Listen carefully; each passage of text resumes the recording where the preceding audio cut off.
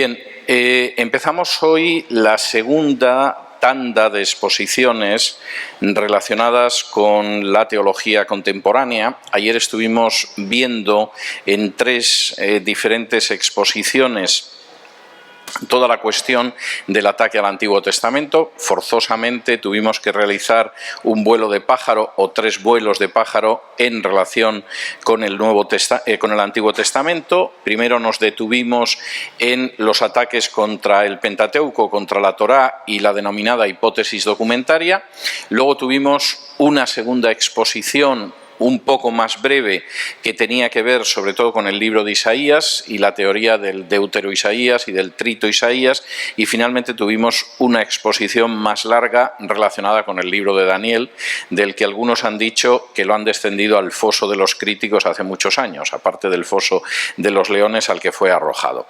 Hoy vamos a seguir más o menos la misma línea y lo vamos a hacer en relación con el Nuevo Testamento. En la primera exposición me voy a detener en los ataques que se han realizado contra los evangelios y que se suelen repetir esporádicamente, es más, continuamente dicen las mismas cosas, o sea que en ese sentido pues realmente es algo que merece la pena examinarlo.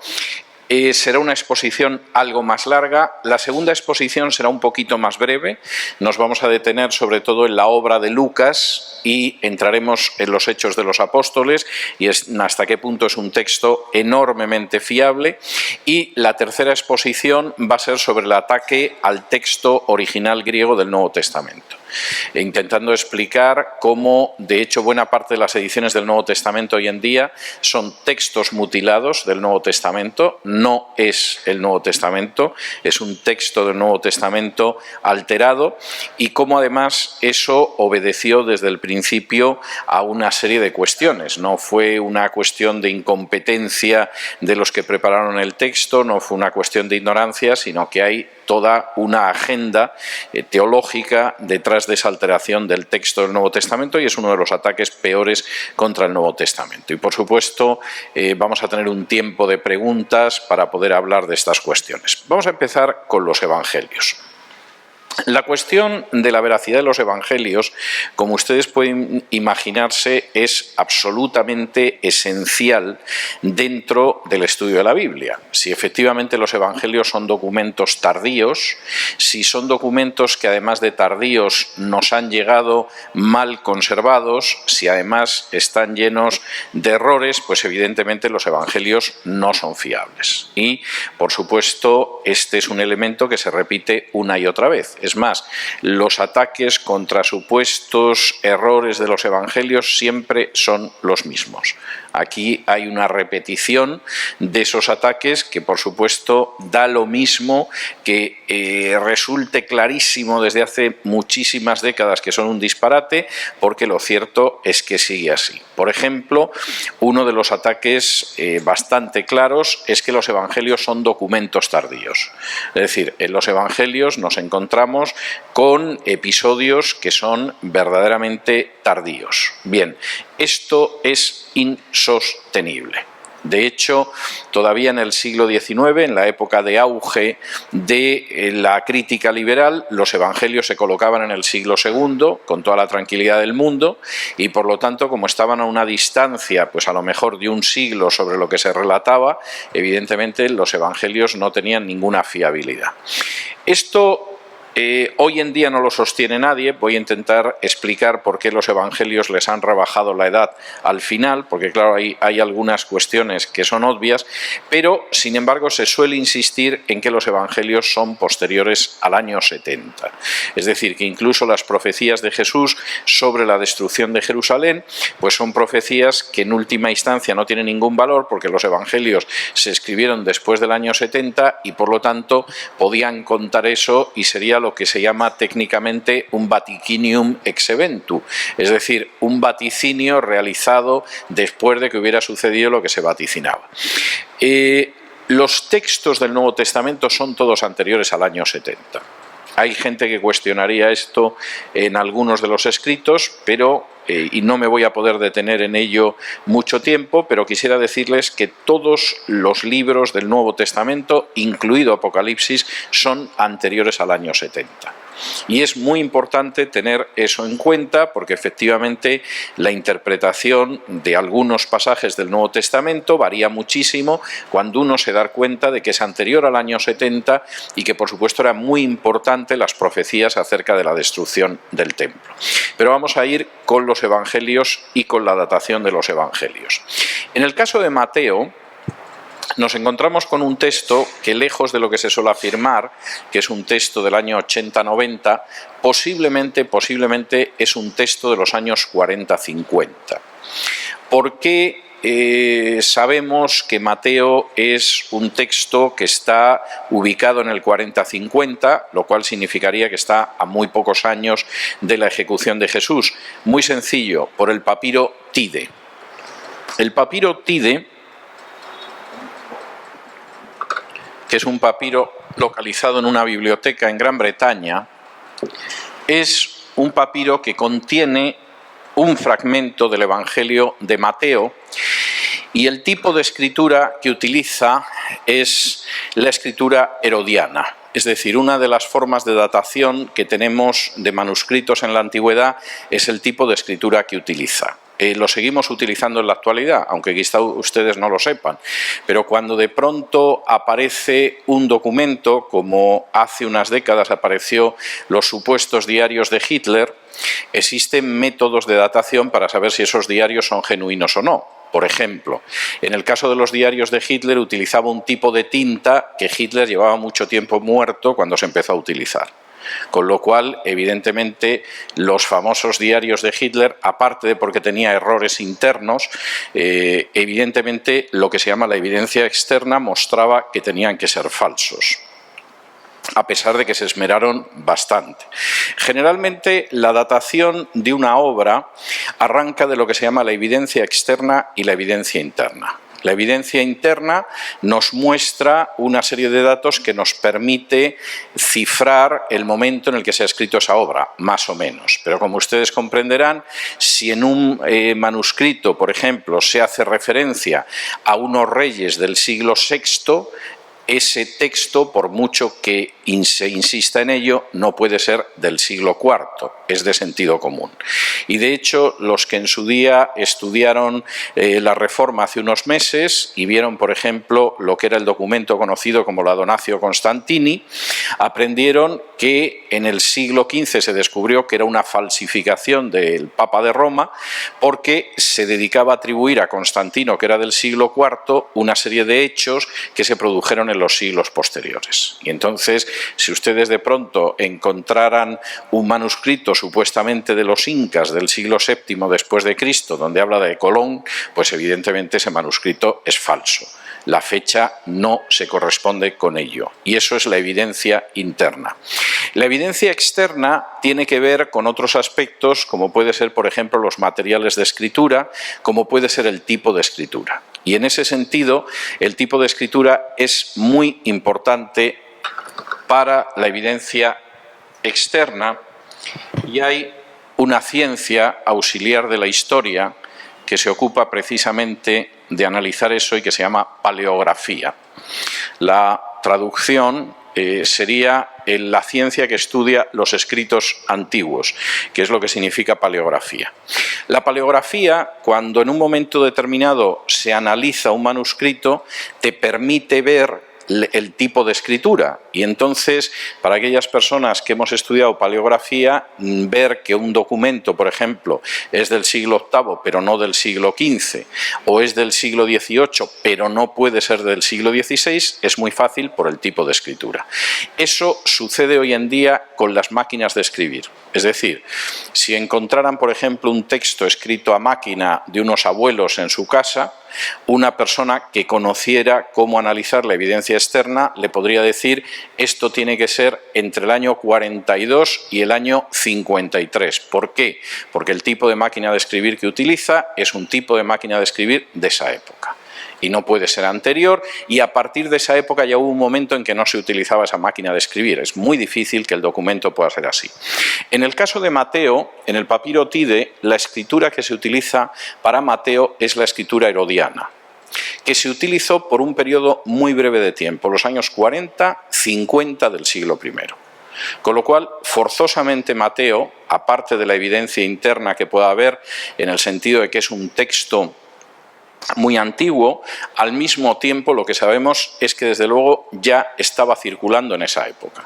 No podemos decir si en el año 40, 44 o 50, pero lo que sí sabemos es que el Evangelio de Mateo ya existía en esa época. Es un texto que como mínimo existía en esa época, muy poquitos años después de la muerte de Jesús, lo que es bastante importante, nada del año 80-90. Y esto significa que, por ejemplo, las profecías que aparecen en Mateo en el capítulo 24 y 25 sobre la destrucción del templo son profecías genuinas. Efectivamente, se cumplió aquello que había anunciado a Jesús. No es algo que se escribió después y se le atribuyó a Jesús. Esto en cuanto a Mateo. ¿Qué sucede en el caso de Juan? Me voy a detener luego más en el caso de Juan para hablar de la datación de Juan y porque es un texto muy antiguo, pero Juan no puede ser más antiguo de la última década o las dos últimas décadas del siglo I. ¿Por qué? De nuevo por lo mismo. Tenemos otro papiro muy antiguo de Juan que se descubrió en el siglo pasado, antes que el Tide, que es el papiro Rylands. Y el papiro Rylands, que tiene un fragmento del Evangelio de Juan, contiene un tipo de escritura que sitúa el Evangelio en el borde del final del siglo I.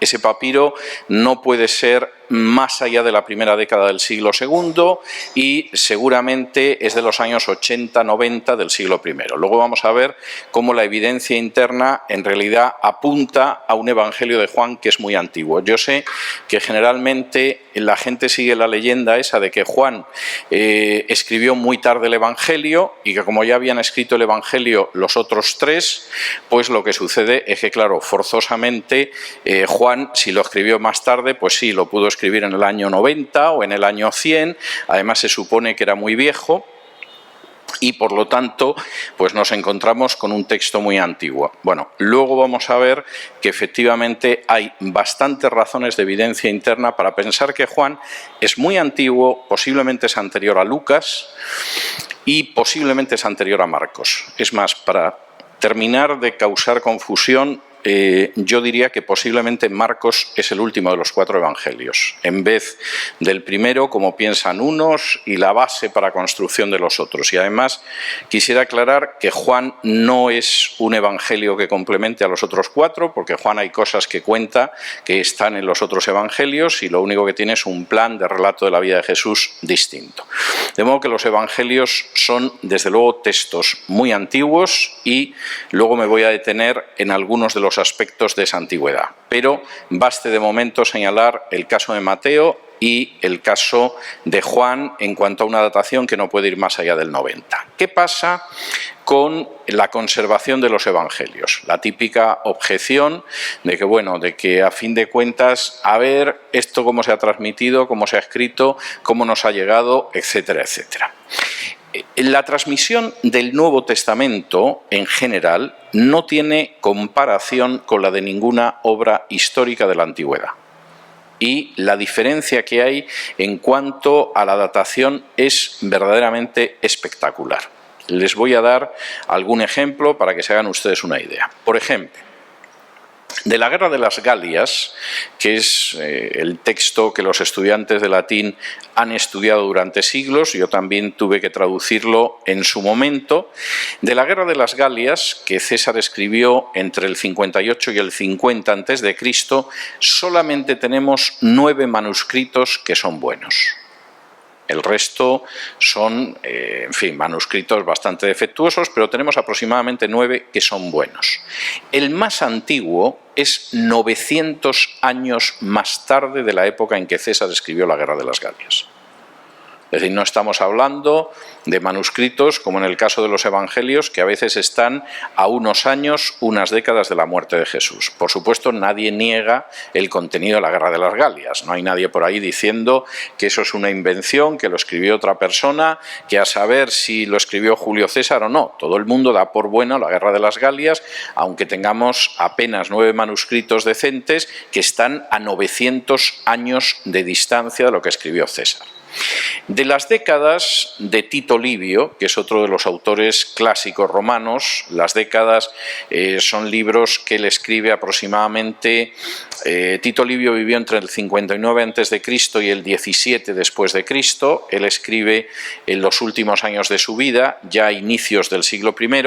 De las décadas, de los 142 libros de las décadas, nos han llegado 35. Es decir, hemos perdido la inmensa mayoría, esa es la realidad. El manuscrito más antiguo es ya del siglo V. Es decir, hay una distancia de prácticamente medio milenio entre el manuscrito más antiguo de las décadas, que además solo contiene algunos fragmentos de los libros tercero al sexto, y la época en que Tito Livio escribió. No hace falta que les diga a ustedes que nadie cuestiona lo contenido en las décadas de Tito Livio. O sea, eso no tiene ninguna vuelta de hoja y vamos, es una de esas cosas que no se pueden discutir.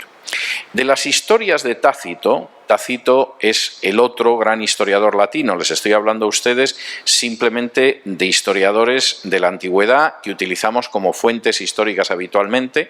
Tácito, por ejemplo, recoge referencias al incendio de Roma y a la primera persecución general de los romanos, de los cristianos. De las historias, de los 16 libros nos han llegado 4 y medio. De los anales nos han llegado 10 libros completos y 2 en parte. Bien, el texto más antiguo que tenemos de Tácito, que es un historiador del siglo I, es del siglo IX. Es decir, la copia más antigua que tenemos de Tácito tiene 8 siglos de distancia. No tenemos nada anterior. No hace falta que les diga a ustedes que, por supuesto, ni lejanamente nadie discute el contenido de lo que está escrito en Tácito, aunque hay una diferencia de 900 años entre el momento en el que se escribió y el primer manuscrito que tenemos. En algunos casos esto todavía es peor. Por ejemplo, Tucídides, que es quizá el historiador más importante de la antigua Grecia, que escribe en el siglo V, de él solo nos han llegado 8 manuscritos. 8. El más antiguo de esos manuscritos es del año 900. Es decir, estamos hablando que entre el tiempo en que escribió Tucídides y el tiempo en que encontramos manuscritos suyos pasaron más de 1300 años. Por supuesto, nadie cuestiona la historicidad de la historia de la guerra del Peloponeso de Tucídides, aunque haya 1300 años entre el momento en que él lo escribió y el momento que, por el contrario, nos ha llegado el primer manuscrito. Y lo mismo sucede con las historias de Heródoto. De hecho, en el caso de Heródoto, entre la época en que él escribió, en el siglo V, y, por el contrario, el momento en el que tenemos el primer manuscrito, hay una diferencia de más de 1300 años. Y no hace falta que les diga que uno puede discutir el material que da Heródoto o no discutirlo, pero desde luego lo que nadie discute es que eso es genuino, se ha transmitido bien y no ha habido por ahí manos alterando lo que decía Heródoto. Esto es algo que no se discute. ¿Saben ustedes cuántos manuscritos tenemos en todo o en parte del Nuevo Testamento? Más de 5000. Es decir, la diferencia en relación con cualquier historiador importante de la antigüedad es aplastante. Es de más de 500-1 a favor de los textos del Nuevo Testamento. De esos manuscritos que han llegado hasta nosotros del Nuevo Testamento, ¿saben ustedes de cuándo son los más antiguos? Los más antiguos son del siglo I. Tenemos ya traducciones del Nuevo Testamento a inicios del siglo II.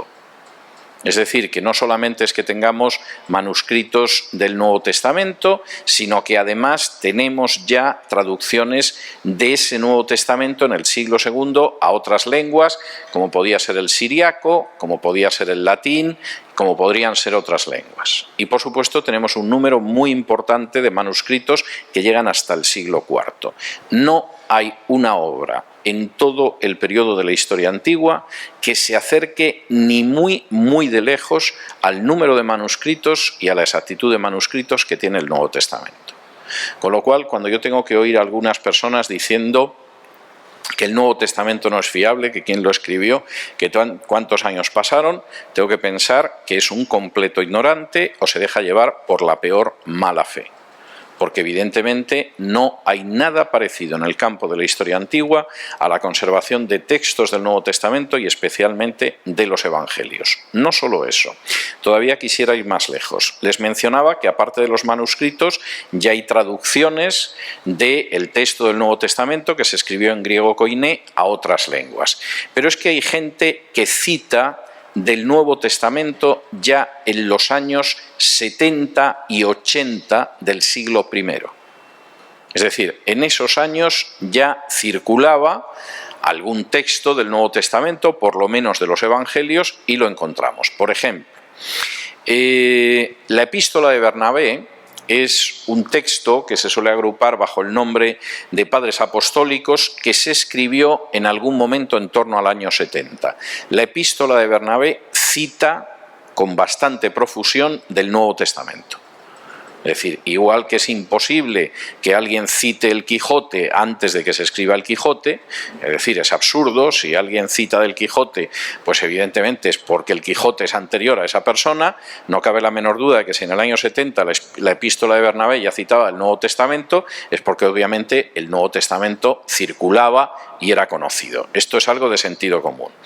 La Didaché, que es otro de los textos del cristianismo primitivo, escrito en el siglo I, posiblemente antes del año 70, pero hay gente que dice que estaría más cerca del año 80, cita con bastante profusión del Nuevo Testamento y de los Evangelios. Es decir, el autor de la Didaché, anónimo, pero texto muy interesante, efectivamente cita en abundancia de eso. Clemente, que fue obispo de Roma y que escribe a los Corintios en el año 96, todavía en el siglo I, en ese texto cita de los Evangelios sinópticos, del libro de los Hechos, de Romanos, de la primera carta a los Corintios, de Efesios, de Tito, de Hebreos, de Primera de Pedro, y hay algunas citas que, como son indirectas, no las incluyo, pero posiblemente se corresponden con otros textos del Nuevo Testamento. Es decir, el Nuevo Testamento circulaba enormemente y, por supuesto, aparecen referencias a todos esos textos. Ignacio, que era obispo de Antioquía y que en un momento determinado es detenido en una de las persecuciones contra los cristianos y le mandan a Roma para martirizarlo, en el 115 a.C., en las cartas de Ignacio aparecen citas de Mateo, de Juan, de Romanos, de las dos cartas a los Corintios, de Gálatas, de Efesios, de Filipenses, de las dos cartas a Timoteo, de Tito, y posiblemente además hay referencias a otros textos del Nuevo Testamento, aunque no son literales. Estamos hablando de una cercanía enorme en ese sentido. Podríamos citar más autores, pero esto les puede dar una idea acerca de cómo efectivamente los textos son textos muy antiguos y muy bien conservados. Les había mencionado antes cómo Mateo es un texto de los años 40-50, por la datación que tenemos. Me voy a detener en la datación de los otros textos. El Evangelio de Lucas es un texto muy posiblemente de los años 50. Quizá de finales de los años 50. ¿Por qué sabemos que el texto de Lucas es un texto de finales de los años 50? Cualquiera que haya leído Lucas y el libro de los Hechos, espero que ustedes lo hayan hecho, sabe que el libro de los Hechos comienza dirigiéndose al mismo Teófilo, al que Lucas le dedica su Evangelio, y le dice que en la primera parte le contó la vida y los hechos de Jesús y ahora va a contar lo que sucedió después de la vida de Jesús. Es decir, el Evangelio de Lucas forzosamente es anterior al libro de los Hechos, porque Lucas comenta como primero escribió el Evangelio y se lo envió a Teófilo, y luego ese Teófilo, al que ya no llama excelentísimo, lo cual algunos interpretan como que quizá Teófilo se había convertido leyendo el Evangelio de Lucas, le envía el libro de los Hechos. De modo que sabemos que Lucas es anterior a Hechos. Hechos es un libro que tiene que estar escrito a finales de los años 70. ¿Por qué? Varias razones. Primero, el libro de los Hechos termina a finales de los 50, inicios de los 70, cuando Pablo llega a Roma. Con todo el interés que tiene Lucas en contar el cristianismo primitivo, incluidos mártires como Santiago, mártires como Esteban, etcétera, etcétera, es absurdo pensar que si Lucas escribió después del año 70 y después de la muerte de Pablo en los años 60, no hubiera contado el martirio de Pablo. Pero el libro de los Hechos termina, y además termina de una manera bastante abrupta, porque Pablo llega a Roma y hasta ahí llegó. Y, dicho sea de paso, esto parece que tiene mucha lógica. Posiblemente el libro de los Hechos terminó de escribirse cuando llegaron a Roma. Saben ustedes que Lucas ha acompañado a Pablo durante esa parte de su viaje. De hecho, en el libro de los Hechos recordarán que hay una parte que está escrita en tercera persona, que es las cosas que Lucas no vio, y hay otra parte que está escrita con el nosotros. Llegamos a tal sitio, naufragamos en Malta, etcétera, porque Lucas era un acompañante de Pablo en ese momento.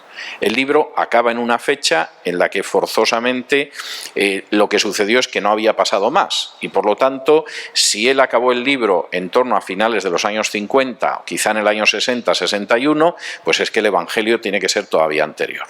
Segundo, el libro de los Hechos tampoco menciona un hecho que es bastante importante, que es el martirio de Santiago, el hermano de Jesús. Para que se hagan ustedes una idea de hasta qué punto el martirio de Santiago, el hermano de Jesús, que era el obispo de la iglesia en Jerusalén, es importante, de las dos citas que el historiador judío contiene en Flavio Josefo, el historiador judío Flavio Josefo, contiene sobre Jesús, una es para hablar del martirio de Santiago. Es decir, hay una en la que habla algo de Jesús, como una persona que era un hacedor de maravillas, de hechos prodigiosos, y que en un momento determinado Pilato lo ejecutó, y que todavía existe la tribu de los cristianos a día de hoy, posiblemente en los años 90, etcétera, etcétera. Pero la otra cita es para hablar de cómo mataron a Santiago, o Jacobo, como traduce la Reina Valera, el hermano de Jesús llamado el Cristo. Esto es una referencia importante, quizá nosotros no le damos tanta importancia, pero para el cristianismo primitivo sí era un personaje muy importante. Y si revisan el libro de los Hechos, verán que era un personaje importante, que es el que acaba tomando la decisión sobre los gentiles en Hechos 15, y después es el que recibe a Pablo cuando llega a Jerusalén en los últimos capítulos del libro. Santiago fue martirizado en el año 62. Es incomprensible que Lucas no mencionara el martirio de Santiago si efectivamente estaba vivo, o sea, si Santiago había muerto, cuando él escribe el libro de los Hechos. Porque de hecho él recoge la muerte de gente como Esteban, como el otro Santiago, etcétera, etcétera. Hubiera sido absurdo que excluyera de su relato a Santiago. Pero no aparece, lo cual nos hace pensar que efectivamente el libro de los Hechos es anterior al 62. Tercero, Lucas tampoco menciona en el libro de los Hechos la guerra del 66 y la destrucción del segundo templo en el año 70. Y si efectivamente Lucas hubiera vivido en esa época, desde luego que lo hubiera mencionado. Y lo hubiera mencionado por varias razones. Es decir, lo hubiera mencionado, entre otras cosas, porque demuestra que las profecías sobre la destrucción del templo se cumplían, que Dios ejecutaba su juicio sobre el Sanedrín, que no queda muy bien parado en los primeros capítulos de Hechos, y que efectivamente el antiguo sistema judío había desaparecido como había profetizado Jesús, y gente que no era Jesús. Y sin embargo, esto no lo menciona en ningún momento Lucas, lo que hace pensar que estamos hablando de un texto muy anterior a los años 60, inicios de los años 60. Es decir, Lucas es un texto muy antiguo y luego la segunda exposición la dedicaré sobre todo a Lucas y a su obra histórica. ¿Qué pasa con Juan? Que sería el único texto que de alguna manera la gente sigue empeñada en datar a finales del siglo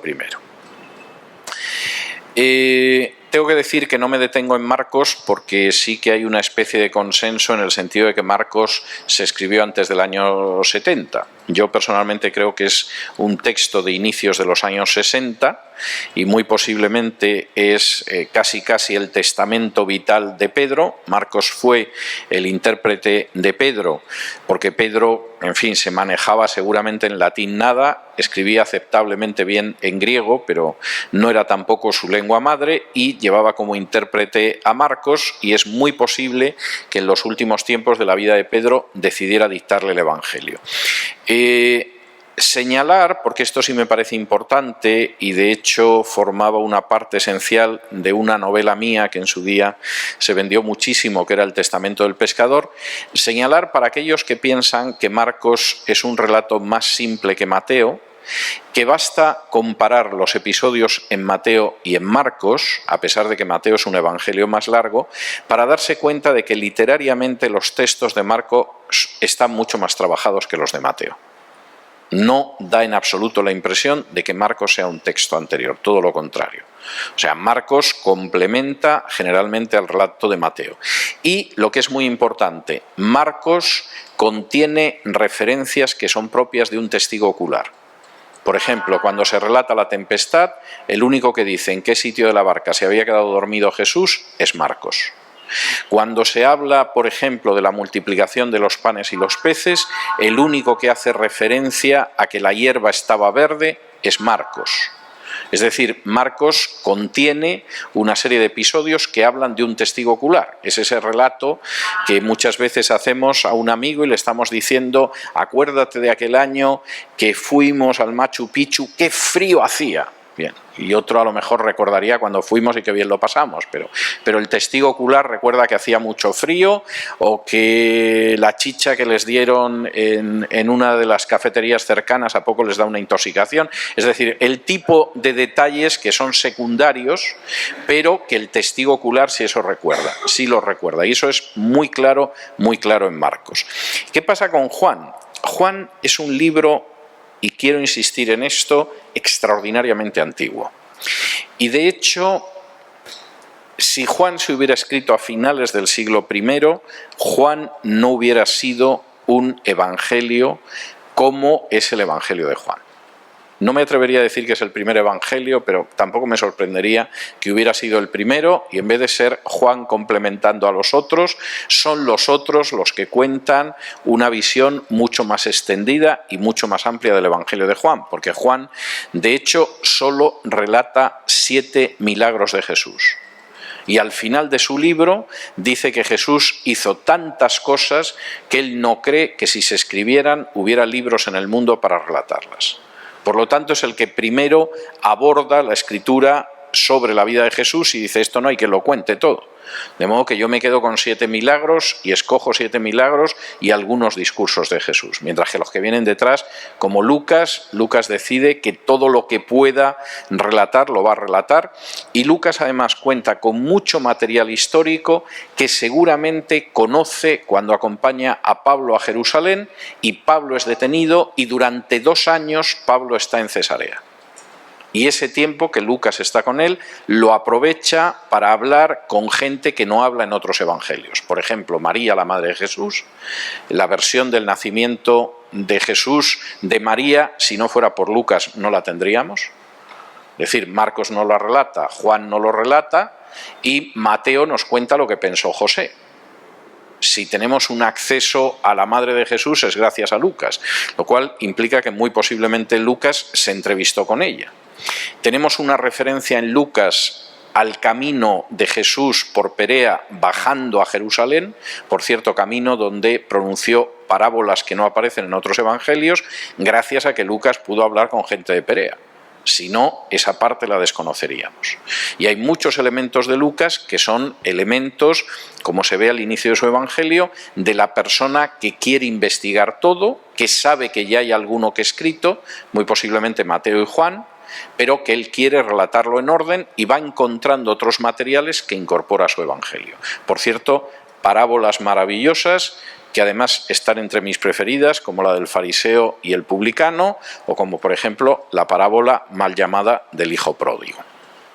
¿Por qué Juan es un texto antiguo? Y esto me parece bastante importante. Pues porque Juan, en primer lugar, es un texto escrito por el discípulo amado.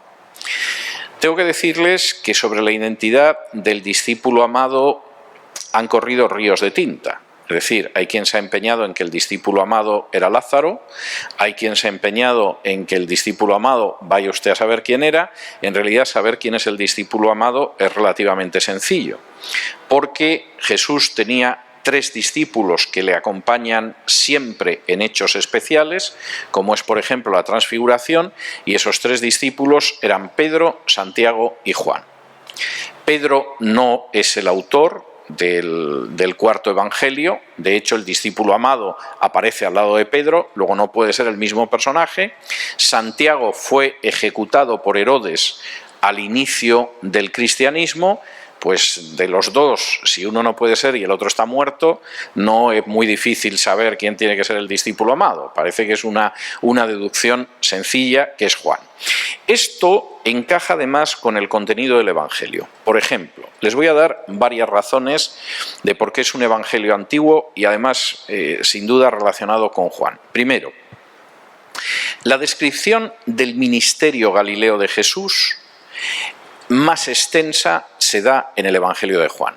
Hay otros evangelistas que, por supuesto, hablan del Evangelio de Juan, pero la descripción más amplia, más extensa, con más detalles sobre el tiempo en Galilea, lo da precisamente Juan. Esto es enormemente importante. No solo eso, fíjense, porque esto también es interesante. La palabra Galilea, donde aparece más veces de los 4 evangelios, es en Juan. Lo cual, dicho sea de paso, tiene un enorme interés. Y además, el Evangelio de Juan proporciona datos que no aparecen en otros evangelios. Por ejemplo, si me acompañan ustedes a Juan, capítulo 7, y versículos del 1 en adelante, aparecen datos que desde luego no conoceríamos si no fuera por el cuarto evangelio. Dice así: después de estas cosas andaba Jesús en Galilea, pues no quería andar en Judea porque los judíos procuraban matarle. Estaba cerca la fiesta de los judíos, la de los tabernáculos, y le dijeron sus hermanos: sal de aquí y vete a Judea, para que también tus discípulos vean las obras que haces. Porque ninguno que procura darse a conocer hace algo en secreto. Si estas cosas haces, manifiéstate al mundo, porque ni aun sus hermanos creían en él. Y en ese sentido, Juan no solamente menciona a Galilea más que nadie, sino que además se da la circunstancia, es interesante, que cuenta datos de esa vida en Galilea que no tenemos por otros evangelistas y que además conecta el tiempo de Jesús en Galilea con las bajadas a Jerusalén. Segundo, dentro del Evangelio de Juan, la sinagoga de Capernaum es mencionada de manera absolutamente enfática en comparación con los otros evangelios. Por ejemplo, la sinagoga de Capernaum es mencionada más veces en Juan que en ningún otro de los evangelios. No debería de extrañarnos, porque se da la circunstancia de que Juan era precisamente de Capernaum. Y en este sentido, de nuevo, el testigo ocular tiene bastantes razones para referirse al hecho de que efectivamente Jesús estuvo en Capernaum y de alguna manera le da una atención que no se da en otros evangelios. Tercero, el Evangelio de Juan se refiere, y además de una manera muy importante, al paso de Jesús por Samaria. Recuerden ustedes cómo en el capítulo 4 Jesús se encuentra con la samaritana. Es un episodio que solamente aparece en el Evangelio de Juan. ¿Quién fue delegado por los apóstoles a Samaria cuando empieza a predicarse ahí el Evangelio? Pregunto, Libro de los Hechos, capítulo 8. Acompáñenme a Hechos 8, capítulos 14 y 17. Versículos 14 y 17. Hechos 8 y versículos del 14 en adelante, dice así. Hechos 8. Cuando los apóstoles que estaban en Jerusalén oyeron que Samaria había recibido la palabra de Dios, enviaron allá a Pedro y a Juan. En Juan, que efectivamente había estado en Samaria, finales de los años 30, hay un especial interés en señalar que eso no es algo nuevo. Jesús había estado, aunque fuera de paso, por Samaria y había protagonizado el episodio de la Samaritana. Solo 2 apóstoles, Pedro y Juan. Pedro no era en absoluto el discípulo amado. Quinto, las descripciones que aparecen en Juan, que además describe un Jerusalén que es anterior a la destrucción del año 70, son descripciones que encajan con la época, con haber sido escritas, con la época en que Juan estuvo en Jerusalén, que es una época en torno al año 50 o finales de los años 40. Por ejemplo, si me acompañan ustedes a Gálatas, capítulo 2,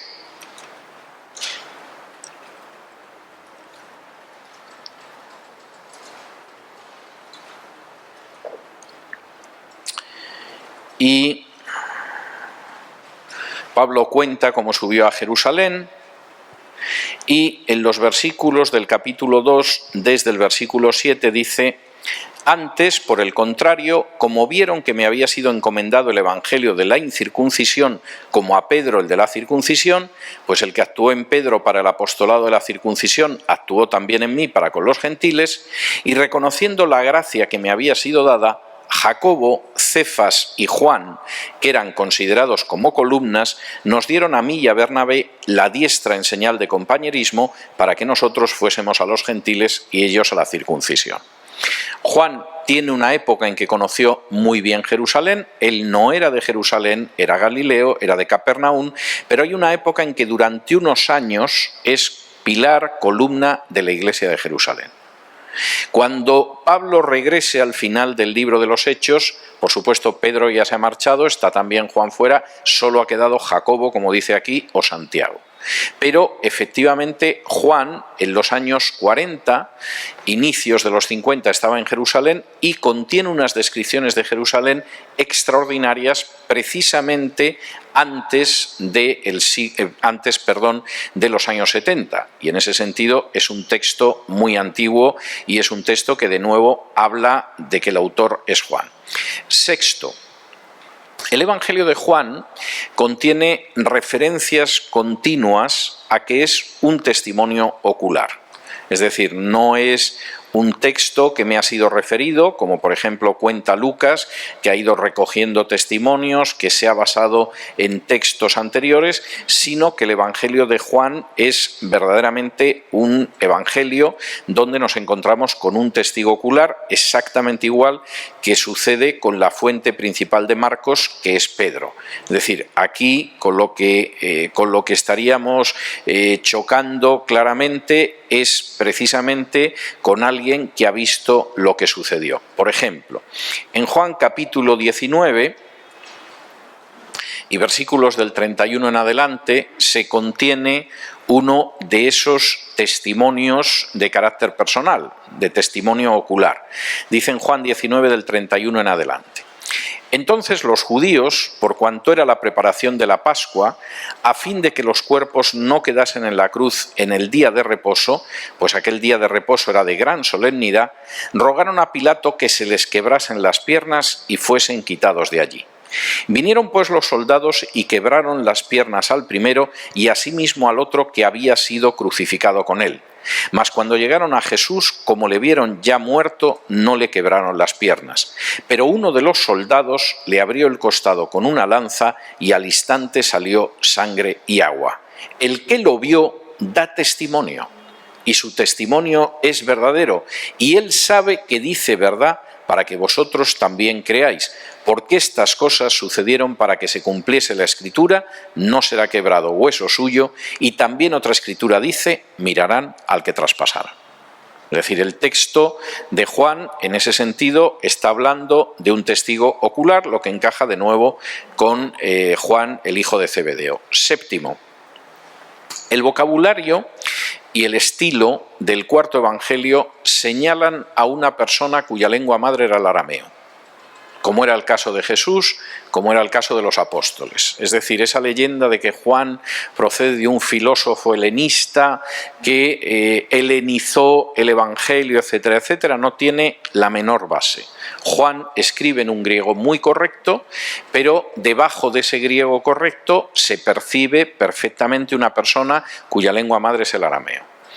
Ayer, unos minutos antes de empezar la exposición, a mí me pasaron un texto en inglés para que lo revisara. En el momento en el que había leído unas líneas del texto en inglés, sabía que la lengua madre de quien lo había escrito era el español.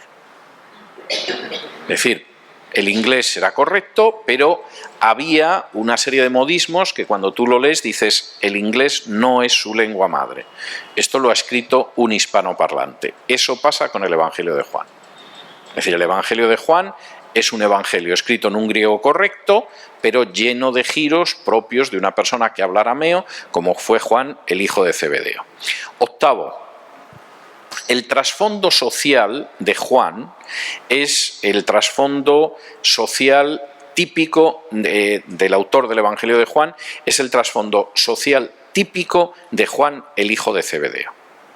Y en ese sentido, por ejemplo, en Juan 18:15 se dice que era una persona conocida del sumo sacerdote, lo cual no implica que perteneciera a una casta sacerdotal ni mucho menos, pero si era una persona relativamente acomodada. Por ejemplo, tenía asalariados, como sabemos por Marcos 1:20, la familia era una empresa de pesca, no era un señor solo con una barca, sino que tenía empleados y trabajaba tanto él como su hermano para el padre, pero era una cierta compañía pesquera, modesta, pero ciertamente era así, muy posiblemente era quien le vendía el pescado al sumo sacerdote, y eso explica incluso que esa cercanía con el sumo sacerdote al que conocía y que permite que, por ejemplo, Juan pueda entrar en el patio donde está detenido Jesús porque conoce al sumo sacerdote y no tienen que quedarse fuera, él entra a ver qué ha sucedido con Jesús,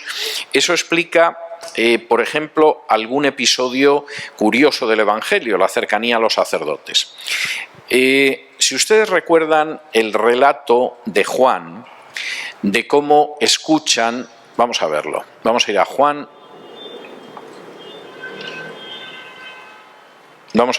capítulo 20. Y fíjense en un detalle que es posible que no hayan reparado en él, pero que tiene mucha lógica en alguien cercano a los sacerdotes.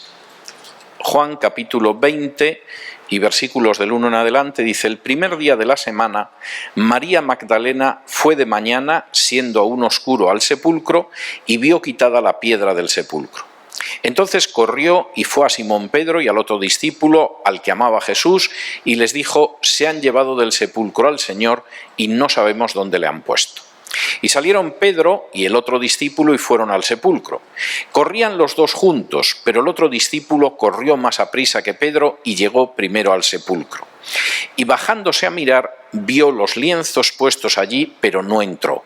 Luego llegó Simón Pedro tras él y entró en el sepulcro y vio los lienzos puestos allí y el sudario que había estado sobre la cabeza de Jesús no puesto con los lienzos, sino enrollado en un lugar aparte. Entonces entró también el otro discípulo que había venido primero al sepulcro y vio y creyó, porque aún no habían entendido la Escritura, que era necesario que él resucitase de los muertos. ¿Por qué Juan no entra en el sepulcro y Pedro sí? Luego acaba entrando, ya cuando entra Pedro y ve que aquello está vacío, acaba entrando. ¿Por qué creen que no entra? Y se detiene en la puerta. porque las normas de limpieza sacerdotal, y él estaba muy bien relacionado con los sacerdotes, impedían entrar en el lugar que había un cadáver porque comunicaba la impureza ritual. De manera que Juan, que tenía muy buena relación con el sacerdote, no sabemos si incluso era de familia sacerdotal o alguien de la familia, cuando llega hasta la tumba se para en la puerta de la tumba. No va a entrar en una tumba que, lógicamente, como contiene un cadáver, pues lo que sucede es que provoca la contaminación de aquella persona que entra. Pedro, que no es tan estricto, entra y ve que ha resucitado y que no hay cadáver, y en ese momento entra Juan. Esto encaja totalmente con el personaje. En ese sentido, y a mí me parece que es bastante importante, y voy a intentar terminar esto en un par de minutos para no agobiarlos demasiado, el Evangelio de Juan, de nuevo, señala a Juan, como por otro lado se ha creído siempre, y a una fecha muy anterior. Les voy a dar dos referencias más que hablan de lo primitivo, de lo antiguo, de lo cercano a los hechos, que es el Evangelio de Juan. Una de las referencias es el hecho de que, por supuesto, Juan no menciona la destrucción del templo. Si efectivamente hubiera sido el caso, pues efectivamente hubiera mencionado la destrucción del templo, pero la destrucción del templo no aparece por la sencilla razón de que es que bajo ningún concepto el templo había sido destruido. De nuevo, como en el caso de Lucas en los Hechos, pues hubiera podido mencionar que efectivamente la profecía de la destrucción del templo se había cumplido, pero no es así. De modo que en ese sentido es bastante interesante la manera en que Juan menciona eso. Pero es que en segundo lugar, y estoy viendo que la Reina Valera no lo traduce bien, y es una pena, y no lo traduce bien porque además la Reina Valera seguramente lo ha tomado como un presente histórico y lo ha traducido como pasado, lo cual es auténticamente una pena. Juan menciona una serie de detalles de la geografía de Jerusalén que son anteriores al año 70, que son exactos y donde él no utiliza el verbo en pasado sino el verbo en presente. El traductor de la Reina Valera, por lo que estoy viendo, pues ha debido de considerar que ese presente es un presente histórico y por lo tanto es un pasado, pero no, realmente es que es un pasado. Por ejemplo, en Juan 4:6, donde aquí traduce estaba allí el pozo de Jacob, Juan dice allí está el pozo de Jacob. Es decir, hay una serie de referencias geográficas que en el original griego aparecen en presente. Él está hablando de una situación anterior a lo que sería la guerra contra Roma del 66 y la destrucción del templo. Resumiendo muy brevemente y dejándoles un par de minutos para preguntas. Las objeciones que se suelen presentar contra los evangelios es que son textos tardíos, que la transmisión es mala, que no existe una base textual y que, por supuesto, a saber lo que hay por ahí. Esas objeciones en contra de la historicidad de los evangelios solo se pueden sustentar en la ignorancia o en la mala fe. Primero, nadie cuestiona los episodios de la vida de Mahoma, pero la primera biografía de Mahoma no es de apenas unos años después de su vida, sino que es una biografía más de 300 años después. Nadie cuestiona los episodios de la vida de Buda en términos generales, pero la primera vida de Buda que tenemos es más de medio milenio posterior a Buda. Y sin embargo, parece ser que es normal cuestionar los episodios de la vida de Jesús, a pesar de que los evangelios son apenas unos años, como mucho unas pocas décadas después de la vida de Jesús. En segundo lugar, y esto es enormemente importante, hablar de errores de transmisión, pues es algo que obliga, uno no sabe si a reírse a mandíbula batiente o realmente a ponerse a llorar, porque no existe un solo documento, no solamente de la Edad Antigua, sino de la Edad Media e incluso de la Edad Moderna, que tenga un respaldo de manuscritos como los Evangelios. Estamos hablando de más de 5.000 manuscritos del Nuevo Testamento, parciales o totales. Y cuarto, por si fuera poco, nos encontramos con que algunos de estos manuscritos sirven para colocar una fecha enormemente temprana de los evangelios. Cuando no es la evidencia interna, es la evidencia externa, pero efectivamente estamos hablando de fechas muy primitivas para los evangelios, y volveré sobre ello en la segunda exposición, que será algo más corta y que va a estar relacionado con Lucas. Resumiendo, no hay un texto de la antigüedad, de la Edad Media e incluso de la Edad Moderna que tenga el respaldo de tipo documental que los evangelios. No tenemos ningún texto de la Edad Antigua, de la Edad Media o de la Moderna. En la Edad Media o en la Moderna quizás sí son documentos exactos de reyes o algo de este tipo, pero no obras históricas, que esté tan cerca de la fecha de redacción como los evangelios. Y, por supuesto, además, en el caso de los evangelios, aparte de ser testimonios muy cercanos en el tiempo y con un enorme respaldo de los manuscritos, nos encontramos con personajes que eran testigos oculares, que narran una realidad que vieron y que era muy cercana, y que además, como vamos a ver luego en el caso de Lucas en la segunda exposición, que será un poquito más breve, aparece con un grado de exactitud que en algunos casos incluso sobrecoge. Atacar el Nuevo Testamento hablando de la falta de fiabilidad de los evangelios, de posibles falsificaciones, de la distancia de los hechos, y tengo que insistir en ello, solamente obedece a una ignorancia gravísima o a una mala fe no menos grave. Bien, yo llego al final de esta exposición. Si quieren ustedes hacer alguna pregunta ahora, la pueden hacer, y luego vamos a tener un descanso, pero solo de 5 minutos. ¿Alguna pregunta? Pues sí, que no lo hablaba nadie. Vamos a ver. Vamos a suponer que surge un profeta en el Cuzco que se dedica a predicar, yo qué sé, la restauración del Imperio Inca. Y habla en la lengua indígena que se supone que entenderán algunos indígenas que vivan en el Valle Sagrado de los Incas. ¿Tú cómo crees que su predicación alcanzaría más gente? ¿Si se tradujera al inglés o si se distribuyera en una lengua indígena? ¿Cuál era el inglés de la época en la zona oriental del imperio? El griego koiné. De hecho, venía desde Alejandro en el siglo IV, o sea, llevaban 4 siglos en que la lengua que se hablaba era el griego koiné. Seguramente cuando Pilato interroga a Jesús, le interroga en griego. Jesús conocía el griego y seguramente la lengua no es el latín, como en La Pasión de Mel Gibson, sino el griego. El propio Julio César hablaba en griego cuando quería hablar en un tono más culto y no en latín. Era un magnífico escritor en latín, de una elegancia extraordinaria escribiendo en latín. Pero hay expresiones de su vida que él las pronunció directamente en griego. Es decir, el griego era el inglés de la época.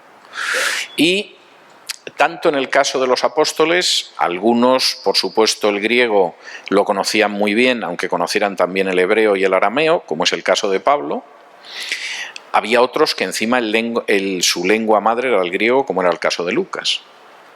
Y en el caso de Juan, Pedro, etcétera, pues pasa un poco como puede pasar con los chicos de los pueblos de las Vascongadas en España hace medio siglo, que a lo mejor la lengua que hablaban en casa era el vascuence, pero luego todos hablaban español también.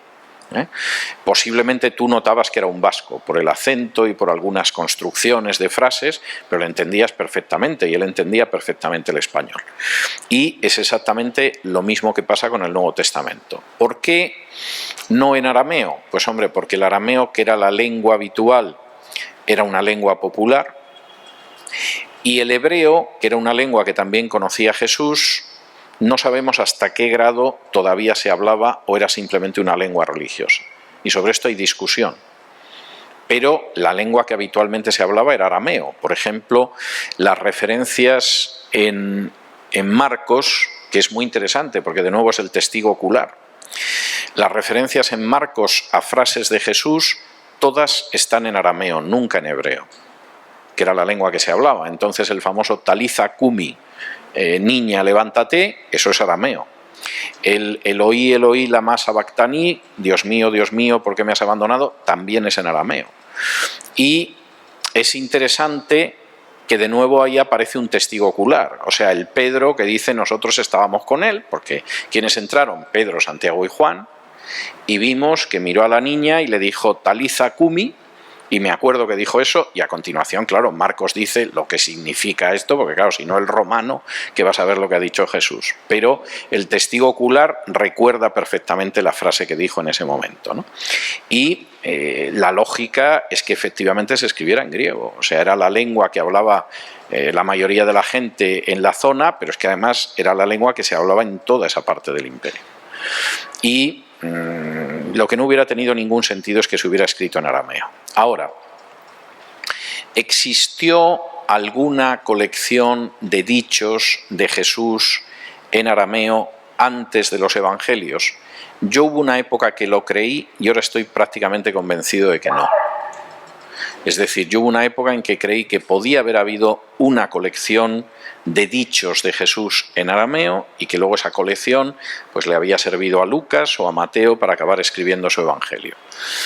Viendo lo rápido que se escribió el evangelio, creo que es posible que quizá no existiera. Y que, sobre todo, los evangelios se construyeron sobre la base de testigos oculares que además recordaban lo que había enseñado Jesús, porque las enseñanzas de Jesús, y esto sí es interesante, cuando, no todas, pero muchas de las enseñanzas de Jesús, cuando tú las retraduces al arameo, están hechas de tal manera que se te queden en la memoria. Por ejemplo, en español, sobre todo en Castilla, existe una riquísima galería de refranes, que tú oyes el refrán y te quedas con él. Lo has oído una vez y te quedas, ¿no? Entonces, en boca cerrada no entran moscas, quien a buen árbol se arrima, a buena sombra le cobija, a caballo regalado no le mires el dentado, son infinitos, ¿eh? Pero muchos además hasta riman para que los recuerdes mejor. Bueno, cuando uno retraduce porciones grandes de la enseñanza de Jesús del griego al arameo, se encuentra ese mismo tipo de construcción. Es decir, los discípulos se acababan quedando con las frases de Jesús porque es que verdaderamente estaban diseñadas para que se te quedaran grabadas. Incluso las parábolas, si uno lo piensa, se da cuenta de que también van en esa línea, ¿no? Y yo creo que hay un primer momento en el que efectivamente la gente recuerda lo que ha dicho Jesús y un momento muy, muy cercano en el tiempo en que lo pone por escrito. Y lo pone por escrito, además, siguiendo finalidades diferentes. Juan escribe el Evangelio para dar una visión, si se quiere, sintética de Jesús, y eso hace que solamente tenga 7 milagros, porque si se pone a escribir todo lo que hizo Jesús, no habría libros en el mundo para contenerlo. Mateo escribe su Evangelio dirigido fundamentalmente a los judíos, y eso explica que tenga 5 grandes discursos de Jesús en paralelo a los 5 libros de Moisés. Marcos está escrito para que los romanos entiendan, los gentiles del otro lado, entiendan quién era Jesús, y por eso tiene un montón de notas explicando. Los otros evangelistas, cuando dicen que le llegan a Jesús y le hablan de los alimentos contaminados, etcétera, cuentan el episodio y ya está. Pero Marcos se molesta en decir que es que los fariseos se lavan cuando vienen del mercado, que además Jesús hizo puros todos los alimentos, etcétera. Da aclaraciones para gente que no ha surgido en una cultura judía. Y Lucas es extraordinariamente completo porque cuando él llega a Palestina y detienen a Pablo, y allí se pasa 2 años, él ve la ocasión de oro para escribir la vida de Jesús. Y escribir lo que otros no han escrito. Es decir, otros han escrito diligentemente, pero yo estoy aquí y de pronto estoy descubriendo cosas que los otros no han contado, y yo las voy a contar. Y de pronto tenemos la visión del nacimiento de Jesús de María. Tenemos toda una parte del ministerio de Jesús en Perea que no conoceríamos. Tenemos a Jesús encuadrado cronológicamente en la historia. Es Lucas el que nos dice cuándo empieza a predicar Juan, cuándo empieza a predicar Jesús, etcétera, porque él tiene la mente de un historiador, no es la mente de los otros evangelistas, que son más bien testigos, pero Lucas es un historiador y además es el único que no es un testigo ocular y tiene mucho interés en dejar constancia. Claro, esto se puede perder en la lectura, pero la obra de Lucas, desde un punto de vista histórico, es absolutamente extraordinaria. Y no solamente por los evangelios, y además creo que es de lo que voy a hablar dentro de 5 minutos. Pero me parece muy importante, es decir, el Nuevo Testamento, por supuesto, es muy atacado. Después del ataque que vimos al Antiguo Testamento ayer, vino el ataque al Nuevo Testamento, pero el Nuevo Testamento tiene una solidez, como diría un británico, como el peñón de Gibraltar. Es decir, son textos muy bien transmitidos, muy cuidadosos en la manera en que se relatan. Entonces, a veces estamos acostumbrados a leerlo y no reparamos en ello. Pero cuando tú vas viendo determinados episodios de los evangelios, la forma en que están los discursos, etcétera, esos son pequeñas joyas dentro del evangelio. Y en vez de tener una piedra preciosa que se llama Juan, Juan en realidad es un collar de piedras preciosas que están muy bien trazadas, aunque se escape en el momento de la lectura, pero es así. Y cuando tú conoces el mundo que relata Juan, es que estás caminando en la época de Jesús. No es un loco en Éfeso que se puso a hacer filosofía y mezcló la filosofía griega con algo de Jesús y se inventó... No. Es que de verdad que estás yendo de la mano de una persona que se sienta a tomar un café contigo y te empieza a contar un maestro al que conoció hace años y esto fue así y esto yo lo vi así y en el momento de la muerte yo estaba delante y sé que sangró de esa manera y las palabras que nos dijo fue esta y esto no lo habíamos entendido y cuando llegamos a la tumba yo me paré porque claro, yo pertenezco a una familia que se lleva muy bien con los sacerdotes, el bruto de Pedro entró y entonces ya cuando Pedro entró y vio que no había cadáver yo me atreví a entrar también. Es decir, lo que uno está leyendo en los evangelios es historia palpitante. Uno tiene la sensación de que si coge un cuchillo y lo pasa por los evangelios va a salir sangre. Porque es evidentemente historia absolutamente viva. Y cuando tengo que oír ciertas tonterías sobre los evangelios, confieso que me pongo malo, ¿eh? Pero esto es aparte. Tienen ustedes 5 minutos de descanso, pero no más de 5, ¿eh? Y vamos a regresar con Lucas.